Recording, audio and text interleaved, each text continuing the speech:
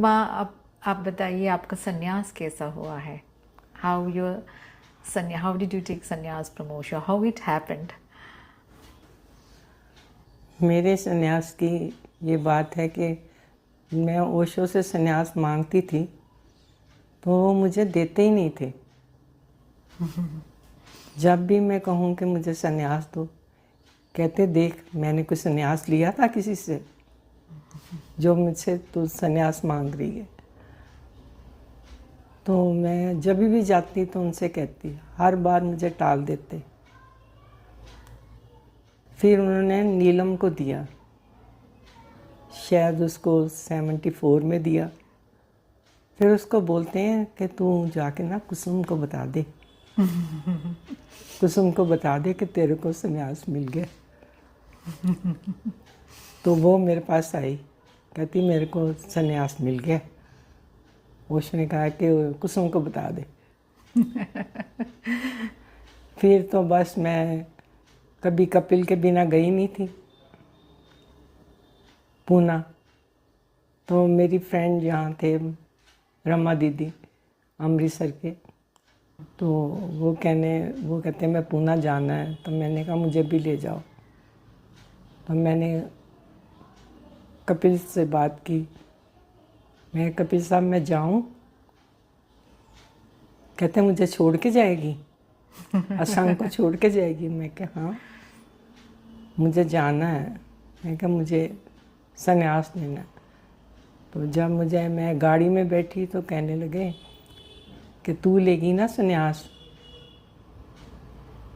तो मेरा भी लेना है ना। फिर मैं 21 जनवरी को वहाँ पे पहुँची और मैं जा रही थी तो मेरे को डिस्कार्ड कर दिया गया। वो कि तब वो अंग्रेज़ लोग सूंघते थे, स्मेल करते थे, क्योंकि ओशो को एलर्जी थी सेंट वगैरह की।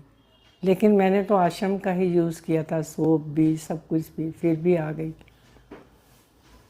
फिर उन्होंने ना कर दी कि अंदर नहीं जा सकते। 22 को भी गई, फिर भी उन्होंने ना कर दी। मैंने कहा ओशो की मर्जी है, अब इनके पता नहीं उन्होंने कब देना है मुझे संन्यास।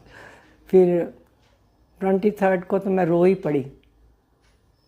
फिर वो अंग्रेज़ ने मेरे ऊपर पगड़ी बांध दी, टर्बन। कहता आप जा सकते हो। तो मैं अंदर गई और मैं ओशो के पास चरणों में बैठ गई और मैं उनके पाँव को ही देखती थी ज़्यादा।